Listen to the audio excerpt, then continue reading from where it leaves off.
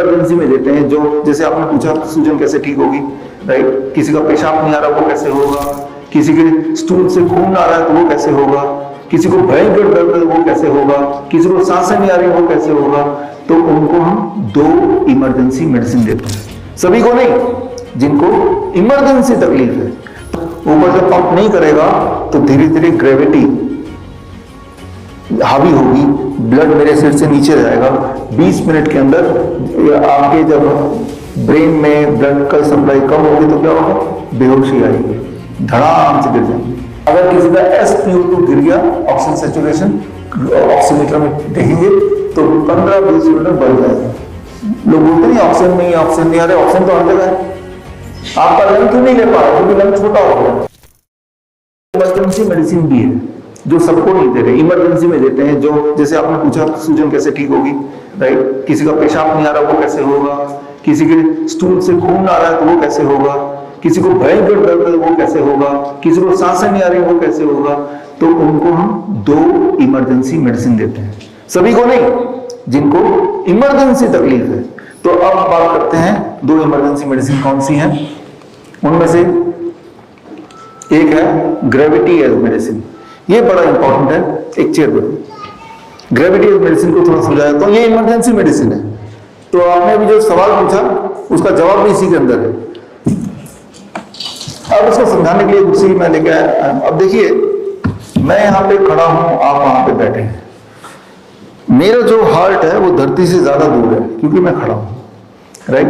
जितना हार्ट को धरती से दूर ले जाऊंगा कंपैरेटिवली, उतना हार्ट को ज्यादा काम करना पड़ेगा, समझते हैं ना, राइट। क्योंकि हार्ट ब्लड को यहाँ पे पहुंचा रहा है, लेकिन धरती ग्रेविटी ब्लड को नीचे खींच रही ना, दोनों के बीच में एक संतुलन बना हुआ है, तो मेरा काम चल रहा है, राइट। और लगातार अभी हार्ट ब्लड को यहाँ की ले जाने की कोशिश कर रहा है, लगातार ग्रेविटी ब्लड को नीचे कर रही है। लेकिन इस हार्ट को सपोर्ट कौन कर रहा है, एक और हार्ट है, सेकेंड हार्ट, काफ मसल्स, राइट। ये मसल कब एक्टिव होते हैं, जब हम हिलते हैं, जैसे मैं भी हिल रहा हूँ, राइट। अगर मैं ऐसे खड़े हो जाऊं बिना कुछ हिले, या आप खड़े हो जाए 20 मिनट, तो ये काफ मसल यूज नहीं हो रहा, तो ब्लड को ऊपर पंप नहीं कर रहा है। ऊपर जब पंप नहीं करेगा तो धीरे धीरे ग्रेविटी हावी होगी, ब्लड मेरे सिर से नीचे जाएगा। 20 मिनट के अंदर आपके जब ब्रेन में ब्लड का सप्लाई कम होगी तो क्या होगा, बेहोशी आएगी, धड़ाम से गिर जाएंगे। बचपन में देखा हमने, छोटे छोटे बच्चे या वो असेंबली में धड़ाम से गिर जाते हैं, याद है। या फिर जो सोल्जर्स होते हैं वो भी जब सावधान की पोजीशन में होते हैं वो भी गिर जाते हैं कई बार। ऐसा नहीं कि वो कमजोर है, आप भी अगर 20 मिनट ऐसे खड़े हो जाए बिना हिले डुले तो आपको भी चक्कर आएगा, किसी को भी चक्कर आएगा। जो शैतान बच्चे होते हैं ना वो कभी नहीं गिरते, क्योंकि टीचर की बात मान के सावधान में खड़े नहीं होते, कभी इधर जाते हैं, कुछ ना कुछ करते रहते हैं, है ना, इसलिए वो नहीं गिरते। जो सिंसियर बच्चे होते हैं, टीचर हर बात मान रहे हैं, वही लोग हैं जो गिरते हैं। देखा तो आपने, याद कीजिए अपने बचपन को, आपको याद आएगा।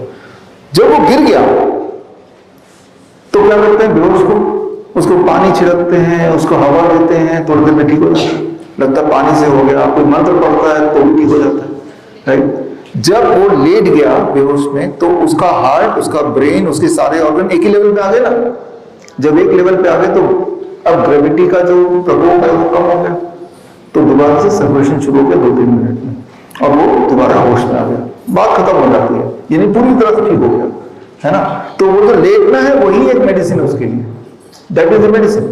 उस वक्त अगर उसको नहीं लिटा के खड़ा रखेंगे तो लगातार ब्लड नीचे जाएगा, तो थोड़ी देर में उसकी डेथ भी हो सकती है, होती भी है ऐसे, अगर कोई लोग उसको हैंग करके रखें, राइट। तो अब जब मैं खड़ा हूं, जब आप खड़े होते हैं तो थक जाते हैं तो क्या करते हैं कि मुझे बैठना है।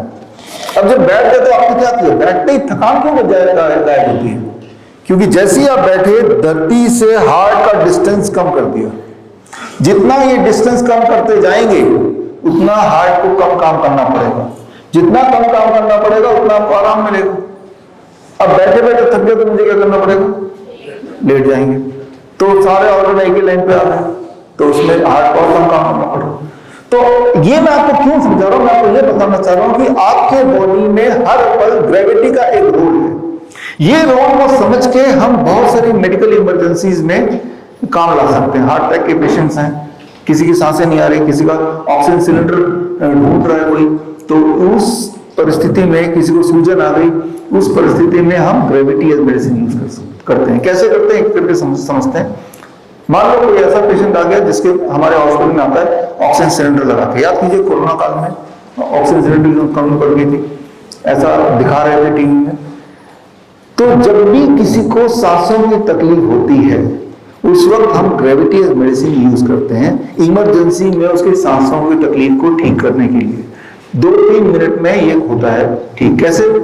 अब जैसे मान लो कोई सांसों का पेशेंट है, सांसें नहीं आ रही, तो अक्सर हम देखेंगे वो पेशेंट ऐसे मुंह खुला है और सांसें नहीं आ रही है, राइट, सांस लेने की कोशिश कर रहा है। अब अभी अगर आप अपने पोस्चर को ऐसा कर लेंगे तो आप भी सांस नहीं ले पाएंगे। आप गौर से देखेंगे कि जैसे ही आप ऐसे करेंगे, अभी करके देखिए, सांस लेना मुश्किल हो जाएगा, मुंह खुल जाएगा। जब आप इस पोस्चर में होते हैं तो हार्ट ऊपर है, लंग नीचे आ गया, हार्ट नीचे की तरफ ग्रेविटी उसको खींच रही है, तो लंग की कैपेसिटी कम होगी बाई 20%, जिससे आपकी सांस लेना आपको मुश्किल हो जाएगा, राइट। तो पहला स्टेप हम ये करते हैं कि जब भी कोई इस तरह का पेशेंट आता है जिसका SpO2 गिर गया, जो सांसों की तकलीफ में है या ऑक्सीजन सिलेंडर लगाया वो हटाया, और वो ये पोस्चर अगर है इसको बदल के ये वाला पोस्चर अगर बैठे, और जैसे ही आप ऐसे बैठेंगे अब आप देखेंगे खुल के सांसें आ रही है। अगर किसी का SpO2 गिर गया, ऑक्सीजन सैचुरेशन ऑक्सीमीटर में देखेंगे तो 15-20 मीटर बढ़ जाएगा। लोग बोलते हैं ऑक्सीजन नहीं आ रहा, ऑक्सीजन तो हर जगह है, आपका लंग क्यों नहीं ले पा रहा? क्योंकि लंग छोटा हो गया। कैसे छोटा करें इसको? ये छोटा हो गया। बड़ा कैसे करें? ये बड़ा हो गया, राइट। आप देखेंगे जैसे ही आप पोस्चर चेंज करते हैं इमीडिएटली आपका लंग खुल जाता है। Very very simple, right. लेकिन कई लोग अगर मान लो खड़े हैं तो खड़े होते वक्त अगर मैं आगे की तरफ झुक के खड़ा हूं, सांस लेना आसान हो जाएगा, राइट। स्ट्रेट खड़े हैं, सांस लेना मुश्किल हो जाएगा, ऐसे खड़े आसान हो जाएगा, right. That is heart is नीचे, लंग खुल गया, सांस लेना। तो ग्रेविटी का बड़ा इंपॉर्टेंट रोल है। कई पेशेंट ऐसे होते हैं जो बैठ नहीं सकते तो लेट जाते हैं। आप देखोगे किसी भी हॉस्पिटल में पेशेंट सीट के बल लेटा हुआ है, एक ऑक्सीजन सिलेंडर लगाया हुआ है। हमारे हॉस्पिटल में अगर यहाँ पे आएंगे तो पहले तो ऑक्सीजन सिलेंडर हटाएंगे, और हमें पता है कि अगर पेशेंट को मैं पेट के बल लेटा दूं, इसे कहते हैं प्रोन वेंटिलेशन। प्रोन वेंटिलेशन याद रखिए, प्रोन वेंटिलेशन, तो उसका लंग खुल जाता है, उसकी सांसें आने लगती है। तो आप देखेंगे किसी भी हॉस्पिटल में जाइए तो पेशेंट कैसे लेटा होता है, दिस इज द, ये उसका लेटने का पोस्चर है, यहाँ ऑक्सीजन सिलेंडर लगा हुआ लेटा हुआ है। अब अगर उसका और यहाँ हार्ट ऊपर है, लंग नीचे है, तो लंग की कैपेसिटी छोटी होगी। लंग की कैपेसिटी बढ़ाना तो पोस्चर चेंज कर दिया, दिस इज पोस्चर, हार्ट नीचे लंग ऊपर। And when we do it within 10 to 15 minutes उसकी सांसें ठीक आने लगती हैं, उसको कंफर्ट आने लगता है, उसका SpO2 बढ़ जाता है। तो यहाँ पे क्या रोल प्ले कर रहा है? Gravity as medicine. ब्रेथलेसनेस में जैसे मान लो अस्थमा का पेशेंट है, तो जैसे ब्रेथलेसनेस हुआ, पहले तो खुले में चले जाता है, पेशेंट को खिड़की दरवाजे खोल के उसको बाहर ही ले दो, दूसरा ही पोस्चर चेंज कर दो। ये दोनों चीज जब करेंगे तो बॉडी अपने आप ही कंट्रोल में आ जाता है। लेकिन इसका उल्टा करते हैं हॉस्पिटल में, उसको पीठ के बल लिटा देते हैं, तो उसके लिए और मुश्किल कर देते हैं। तो ये समझना होगा कि ग्रेविटी का रोल आपके लंग में किस तरह से काम करता है। अब हम बात करते हैं किडनी में कैसे काम करता है। किडनी के पेशेंट है, यहाँ पे 10% पेशेंट में देख रहा हूं किडनी के पेशेंट्स हैं। तो किडनी के पेशेंट के लिए पहली बात तो आप अपने पेपर को मत देखिए, क्रिएटिनिन बढ़ गया, EGFR घट गया, वो सब मत देखिए। हम कैसे पहचानते हैं कि किडनी का पेशेंट है या नहीं है? पहली पहचान किडनी के पेशेंट की, किडनी के पेशेंट की पहली पहचान है उनके पैरों में सूजन होगी, तो वो किडनी का पेशेंट है। तो जब भी कोई इंसान मिलता है मुझसे बोलता है मैं किडनी का पेशेंट हूं, सबसे पहले तो मैं उसके पैरों को देखता हूं। अगर दूर से देख रहे हैं और सूजन क्लियरली दिख रही है तो वो किडनी का पेशेंट है। अब ठीक कैसे करें? अगर मैंने उसकी सूजन को खत्म कर दिया तो किडनी का पेशेंट ठीक हो गया, और दोबारा सूजन होना भी नहीं चाहिए, तो मान लिया ठीक हो गया। जब पहली बार सूजन दिखने लगे, जो इनिशियल स्टेज के किडनी के पेशेंट हैं, तो वो जब हमें फोन करते हैं तो हम उनको बोलते हैं ग्रेविटी एज मेडिसिन यूज कर लो, घर पे ही ठीक हो जाएंगे आप। फिर कुछ दिन की बात है, 10-15 दिन। हम उनको क्या करते हैं इसको समझना होगा, मैं डिटेल में आपको बताऊंगा थोड़ा आगे। अगले लेक्चर में, लेकिन अभी थोड़ा सा वैसे बता रहा हूं। ये आपका बेड है। किडनी के पेशेंट जिनके पैरों में सूजन होती है उनके बेड को हम ऐसे इंक्लाइन करते हैं 10 डिग्री, यहाँ पे 1 फीट ऊंचा इन कंपैरिजन दिस, ये एंगल बना 10 डिग्री।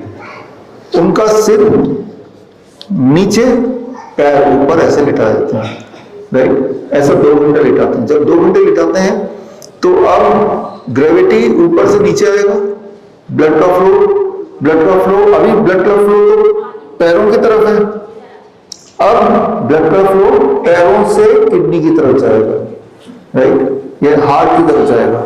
इस वक्त जब आप बैठे, मैं खड़ा हूं, तो हार्ट और ग्रेविटी ऑपोजिट साइड में काम कर रही है। जब ऐसे लेटेंगे तो हार्ट और ग्रेविटी सेम साइड पे काम करेगी। जब ऐसे 2 घंटे वो लेटते हैं किसी भी पोस्चर में, पीठ के बल या पेट के बल या साइड पोज, खाली पेट होना चाहिए, तो उसके 2 घंटे के अंदर उसकी जो पैरों की सूजन कम हो जाती है। पैरों की सूजन कम हो गई, अब अगले दिन दोबारा 2 घंटे लेटना है, तो सिर नीचे, पैर ऊपर। ये मैं दोबारा से एक्सप्लेन करूंगा क्योंकि मैं जानता हूं आप कंफ्यूज कर सकते हैं, राइट। यहाँ जिन लोगों को जरूरत है उनको करेंगे भी वो। खाली पेट जरूरी है, खाली पेट ही तो खाना ऊपर मुंह की तरफ जाएगा ना, खाली पेट इसलिए जरूरी है सुबह। तो जब ये पेशेंट हमारे 10 से 15 दिन रोज करते हैं तो याद रखिए, जब खून पैरों से किडनी की तरफ जाके इकट्ठा होगा तो किडनी की फंक्शनिंग बढ़ती है।